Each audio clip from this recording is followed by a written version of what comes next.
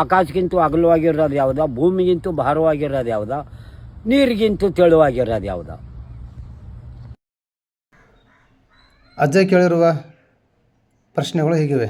ಮೊದಲನೇ ಪ್ರಶ್ನೆ, ಆಕಾಶಕ್ಕಿಂತ ಅಗಲವಾಗಿರುವುದು. ಆಕಾಶಕ್ಕಿಂತ ಅಗಲವಾಗಿರುವುದು ತಾಯಿಯ ಮಡಿಲು, ತಾಯ್ತನ. ತಾಯಿಯ ಮಡಿಲೇನಿದೆ ಅದು ಆಕಾಶಕ್ಕಿಂತ ಅಗಲವಾಗಿದೆ. ಹಾಗೆ ಎರಡನೇ ಪ್ರಶ್ನೆ ಬಂದು ಭೂಮಿಗಿಂತ ಭಾರ ಯಾವುದು ಅಂತ. ಭೂಮಿಗಿಂತ ಭಾರ ಯಾವುದು ಅಂತಂದರೆ ಚಿಂತನೆಗಳು, ಆಲೋಚನೆ. ಇವು ನಮ್ಮ ಚಿಂತೆಗಳು ಇವು ಭೂಮಿಗಿಂತ ಭಾರ ಆಗಿದ್ದಾವೆ.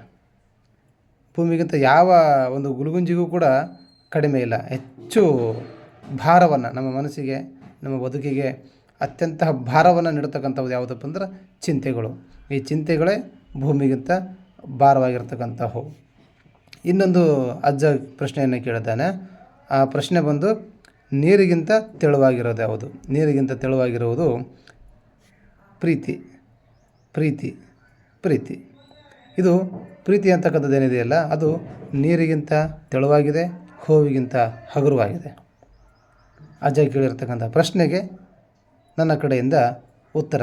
ಮತ್ತು ನಿಮಗೇನಾದರೂ ಗೊತ್ತಿದ್ದರೆ ಕಮೆಂಟ್ ಮಾಡಿ.